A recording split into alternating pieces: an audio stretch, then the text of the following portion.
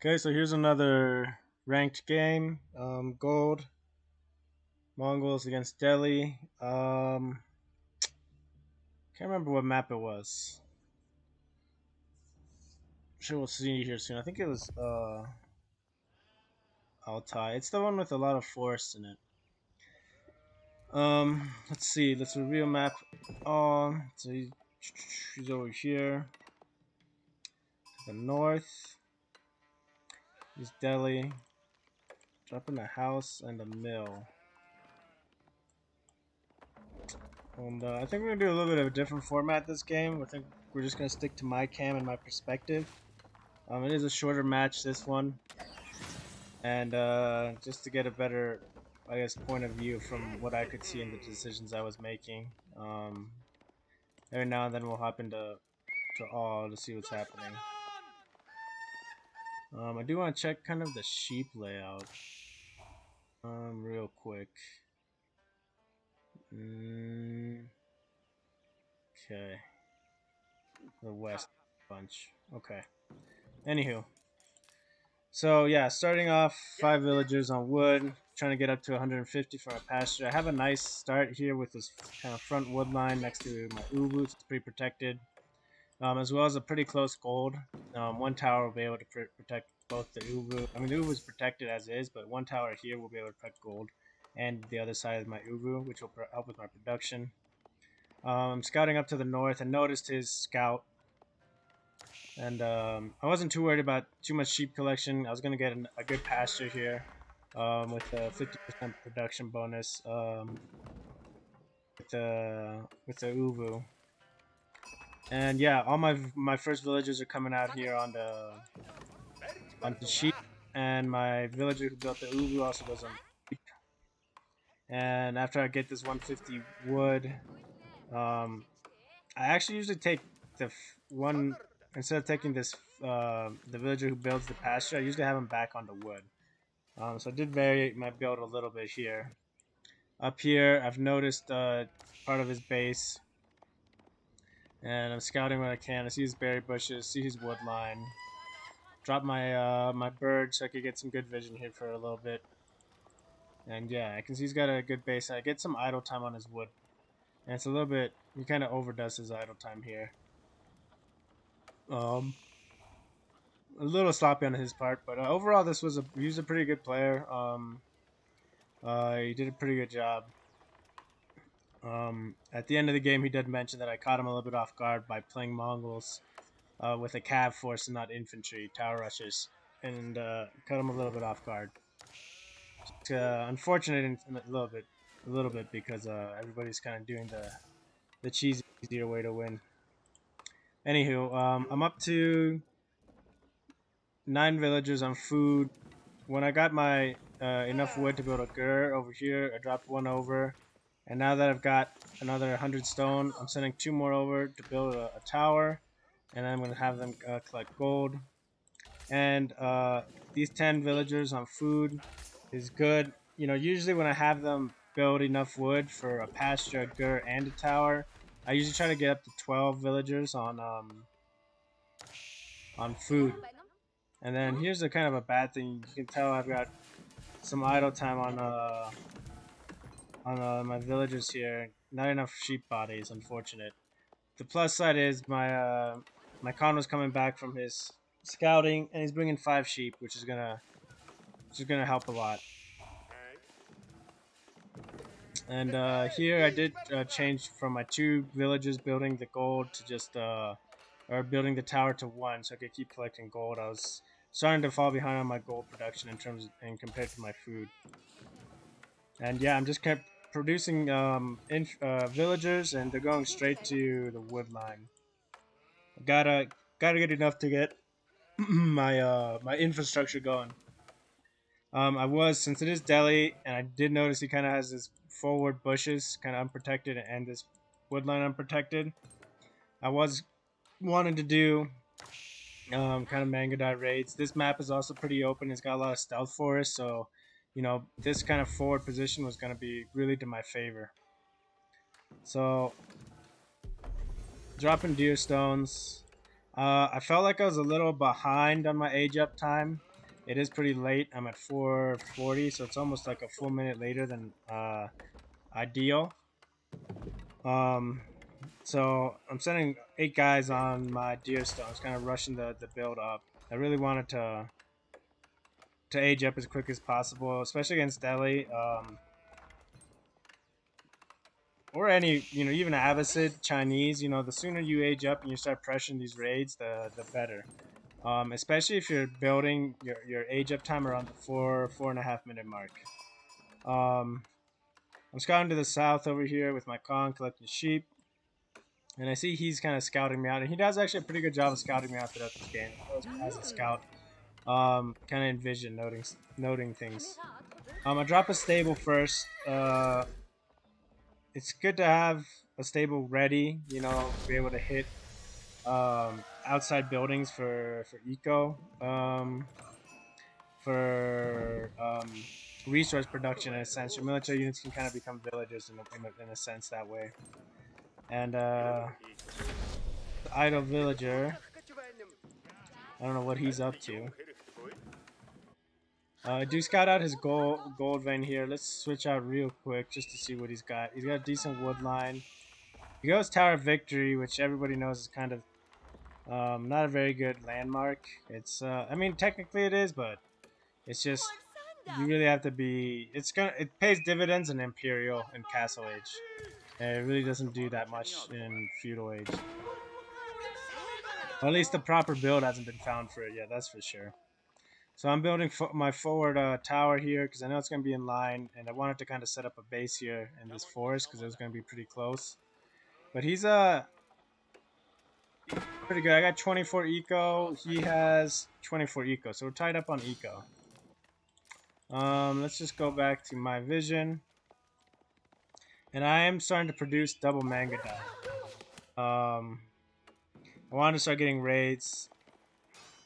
My scouts up here just kind of harassing, kind of getting him used to hearing attack noises, I guess, really. And just sloppy me really to lose him, that scout. There was no real reason for me to lose him. I just stopped caring about it, I guess. Just bad. But dropping Mangudai, add 4 more in production. And I am, before I'm getting horsemen out, I'm upgrading them to regular horsemen from early horsemen, which is kind of a bad move. You really shouldn't be getting your upgrade till after you've got like 6 to 10 horsemen, for it to really pay actual, I guess, dividends. But on the plus side, every horseman that I make now is going to be more effective in terms of resources. So I'm coming in again to raid. Yes, he's noticing me. But the big thing is I'm keeping him off of production here. So we'll kind of watch his production. His food is at 370, 210 wood, and it's just going to drop down. He's building spearmen, and I'm able to kind of bait a couple here and take him out. Get him down to lower health. He sends an archer forward, and I got a decent enough mass here to fight anything he's making. So building another tower here to get a good line of sight on this hill. Still producing Mangudai, producing horsemen to start getting some raids in. I wanted to check out his gold production. He does drop an outpost, and he does garrisoning and paying attention here. But I do send up a couple other Mangudai. Kind of a slight misclick. They had stopped a little before than where they should have. I noticed that he has his scholar out and healing, so I hit him there, and I raid his gold line again. And this is kind of when you hit at 2 places at once, is when you can start doing some good damage. I don't know what he was doing in terms of micro. I even preemptively was peeling these guys back. I'm hitting here at his barracks with my horsemen, still producing Mangudai and horsemen behind this, and getting my arrow upgrade. Yeah, I just took out pretty much all of his gold income, and this outpost I feel like is upgraded. Yeah, it is upgraded. It's shooting with my Khan right now. I don't know if it's only Delhi outposts, but they seem really weak defensively. Like they have less HP or fire armor or something. I feel like they die a lot faster than Abbasid ones. Either way, his gold income is down to 15. His food had dropped down to 200, and his wood income is doing decent. But I'm trying to hit up there again, and I'm going up to raid with horsemen around the side, building a forward tower to kind of get some shots off against the wood line. There's also a good fallback position for my Mangudai. And yeah, you can see here my 3 horsemen are doing a good amount of damage. See his spearman pull back quick. At the same time, I'm raiding his line here. So it's really important to be able to. You do need to be able to start, raiding teams in a lot of places. So I have some scouts on the back here watching, or scouts, sorry, Mangudai over here, the stone, watching the stone. I have to record one of these games from my perspective as I play, so you can kind of see, I guess, a little better. But I'm still only working off of 2 military buildings in terms of production, and I'm basically maintaining them, producing units constantly. The constant tower production kind of helped in a sense of maintaining, or me not building up enough wood really to produce more military units. I do also start slacking in my pasture departments. I'm gonna start running out of sheep here really soon. So yeah, he's trying to raid a little bit up here, and his archers were kind of out of position. They came forward a little bit. He's gonna lose a couple archers here. Yeah, he loses one. But it pulls him away from this tower while it gets arrow slits, which is kind of a nice little reprieve for that tower in terms of healing. And yeah, his villagers that were up here trying to mine, he loses one, and he's still at 0 gold production. And he sees my tower here. I guess this is one tower I should have upgraded with arrow slit stuff earlier. Another thing too is I stopped building double units with my stone units, and I'm starting to use for defensive buildings. So I'm up here. I'm gonna take out this this tower with minimal damage. Miss Micro kind of these guys up here, and yeah, lose this outpost, but I'm kind of able to drive him off with my Mangudai here. His archers went on like a little scouting run. I think they were gonna raid villages and messed up, but again, his gold shut down, which is huge. I do not want him to get to up to Castle Age. And try to get here to heal this in time, and just barely missed the cut. I think I sent them up here to raid this the stone mine. I don't know if he had gold produced elsewhere. He was not having gold produced on it. He does start walling, and I noticed this later. Still have no idea that he's walling. So I see that he's fighting me back there, so I pull them back. This is where I noticed the walls. And I'm also in here just getting a bunch of free, basically villager kills. He loses, yeah, he just lost like 5 villagers there.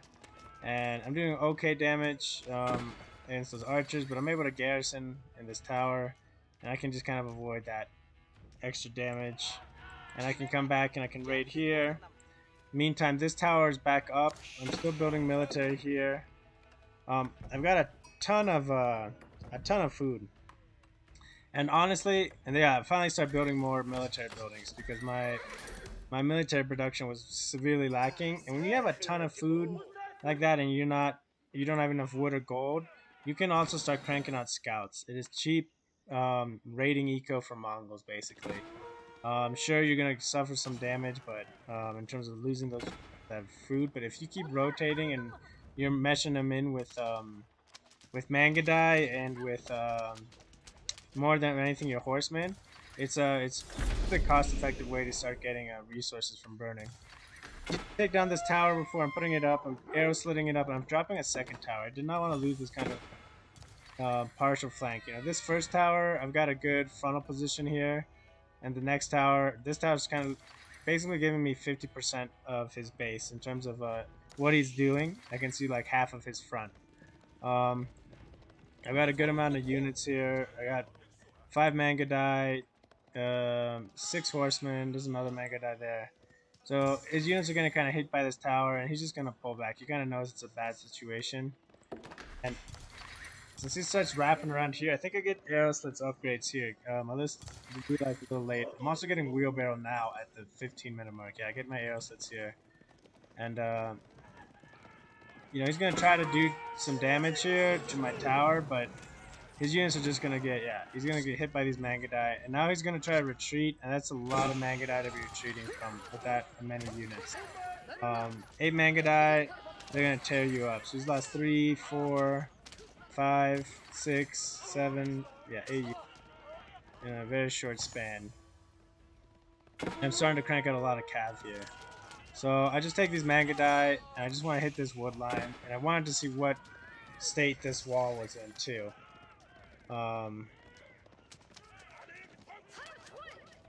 Yeah, and I noticed that he hadn't done much on the wall, and I kind of got confident that he wasn't doing anything there, but then I'd sent these horsemen around the flank, and I see that, yeah, this wall is starting to grow along his backside too. So at this point, I start making a lot more horsemen. I got 7 in the queue and 3 Mangudai, because if he's gonna start building wood walls, I gotta start wrecking. So I'm going up here to double check he doesn't have anything on these berries. It's a great way for a Delhi player to kind of get out of the situation, is send some villagers out to random berry bush and collect free food, go to tower. So his wood line is transferred, he's completing these walls. And just for an idea, my eco is at 45 villagers, and his eco is at 26. So, as is right now, it's looking pretty over with. Because he's got a big deficit to come back from here. So I'm burning down the walls up there. I see he's fully walled here, and I just kind of chill here. No, I kind of saw an idea of what he had for units. I knew he wasn't going to be able to do much in terms of units there. And in terms of contesting me, just locking down his gold. And it was going to be, it's really big for me to lock down his gold. We'll see his current resource. Yeah, he's got almost no gold, no wood. He's at 50 resources in terms of income per minute for food and 14 for gold. So it's just pretty much really rough. So I'm burning a back door here for my Mangudai so they can't get out if I have to, without running around the front. Kind of does a slight misclick. He sends villagers up to my horsemen. Not sure he's building a gate, and I don't think he realized that there was a... It's kind of a waste of resource to build. I'm starting to build on that stone. Still finishing this up. I'm keeping him off as a wood line here. That's the one thing he's really got a decent income on, was wood. Yeah. And 0 on gold, 0 on stone. 90 food. I am kind of messing up by not rebuilding my Uvu. My Uvu is out. I should have been collecting stone this whole time. Or could have been collecting stone this whole time. Widening up the opening here. One gap wide in a wall is okay. You really want 2 to 3 for your cav forces to really not get bottlenecked when they're maneuvering. But one will always work. So again, 9 Mangudai coming and raiding. These guys are just kind of idling by the stone, and he just can't really get any momentum going. I'm up to 50 villagers. He's up to 23. So yeah, I'm still double, and that 20 villager lead is growing a little bit actually. You know, these Mangudai raids, if you can't get your walls up early and you're gonna get raided like this, you don't have your towers and your walls up, you're gonna start suffering a lot of hit and runs.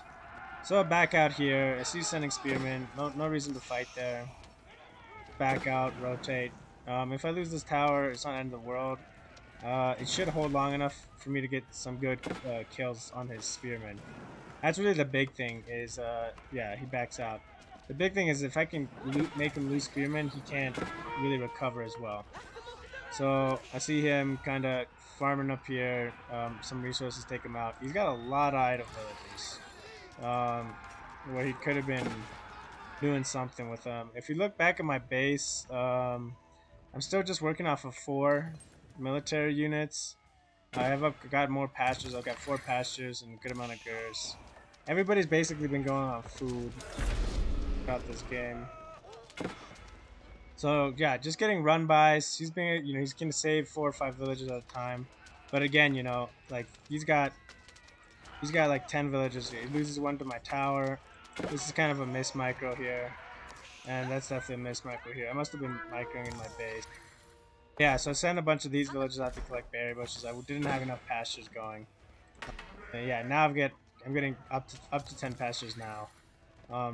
That's just bad macros. Sometimes you're so intensely microing, and if, I don't have enough APM to go back to my base and take care of things. I lose those kind of horsemen up there, but I've got another 16 ready to go, and I'm building forward proxy archery ranges. And yeah, we're kind of getting to the point where I think he started to chat with me a little bit after this. I think this army gets wiped here. I lose a bunch of guys here, and he just calls GG and he just starts typing. Uh, yeah, I think he might have called GG already. I can't remember, but either way, um, he loses a ton of spearmen, so he's not gonna be able to deal with his horsemen, and these horsemen are gonna take down his barracks. And now all of a sudden, his the small amount of wood income that he has kind of been restricted, and I'm up to 55, and he's down to 17. So yeah, he's suffering a lot there. So burning down this outpost and just kind of rotating with those horsemen, you can kind of just raid. Yes, and he calls the GG, and we just started talking a little bit about I guess the state of Mongols. But yeah, he was a good player and lots of scouting, but he did a good job scouting me throughout this whole game. Idle on my food line. The big thing really is just from that match is just realizing aging up in time and raiding at the same time. Hit your Mangudai one spot, your horseman one spot. Rotate your horseman away from spears. Have your Mangudai kind of there to support. And even if you're running your Mangudai through his base, through arrow fire, if you're keeping villagers off and you're picking off a villager here or there, yeah, it's worth it as long as you're not hemorrhaging Mangudai for 1 or 2 villagers. No, you don't want to be fighting balls of archers. Um, pick them off here and there. And the big thing was that his base was attackable from basically all sides. And he started walling a little late, and he started dropping his towers too late. And yeah, it's just a good example of if they attack, if they don't defend properly and quick enough, if you hurry and go quick enough in terms of your raids, you can get a lot of good pressure. Anyways, hope you enjoyed the match, and try to keep uploading more games.